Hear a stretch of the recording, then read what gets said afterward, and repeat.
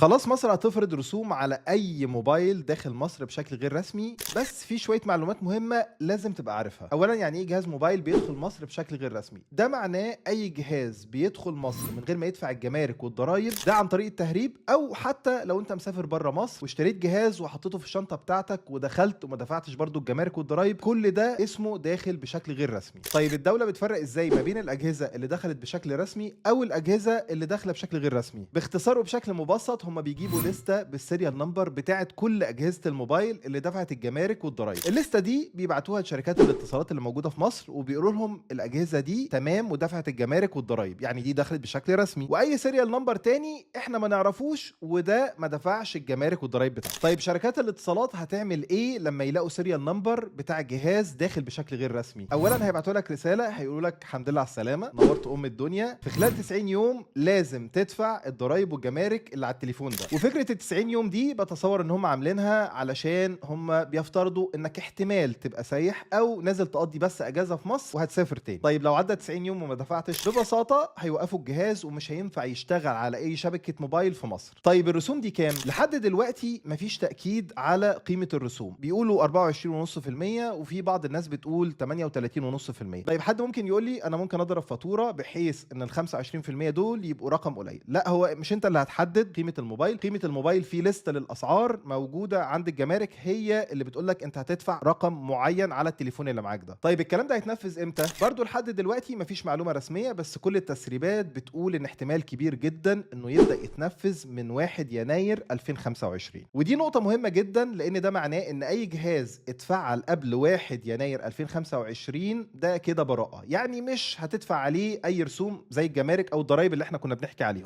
والتفعيل هنا اقصد ان انت حطيت خط موبايل مصري في الموبايل بتاعك وعملت منه مكالمه. وزياده في الاحتياط، لو التليفون بتاعك بخطين فيزيكال، اعمل مكالمه من كل خط من الخطين. وده برضو معناه ان انت لو عندك اي جهاز لسه ما فعلتوش لغايه دلوقتي لازم تروح تفعله بالطريقه اللي انا قلت لك عليها، وده علشان تتفادى اي رسوم ملهاش اي لازمه هتتفرض على الموبايل اللي معاك. طيب في نقطه تانية غايه في الاهميه، ان انت لو ناوي تشتري موبايل الفتره اللي جايه لازم قبل ما تاخد قرار الشراء انك تدخل على موقع تليفوني اللي عاملاه الحكومه علشان تشيك او تتاكد ان التليفون اللي انت بتشتريه ده عليه اي رسوم ولا لا. لانك ممكن تروح تشتري موبايل من اي حد هتلاقيه شغال وعادي جدا، وبعد شويه تلاقي ان انت اتدبست في مبلغ او رسوم بتاعه الجمارك والضرايب وانت ما كنتش تعرف عنها حاجه. فلازم وضروري جدا تدخل على موقع تليفوني، تدخل السيريال نمبر او الاي ام اي اي نمبر علشان تتاكد هو عليه رسوم ولا لا قبل قرار الشراء. ومعلومه اخيره مهمه قالها نائب وزير الماليه، ان انت لو داخل مصر ومعاك جهاز موبايل واحد ده هيدخل عادي جدا، لانه ده استخدام شخصي مش هتدفع عليه جمارك او اي رسوم اضافيه. فاحنا بنعمل ايه؟ عملنا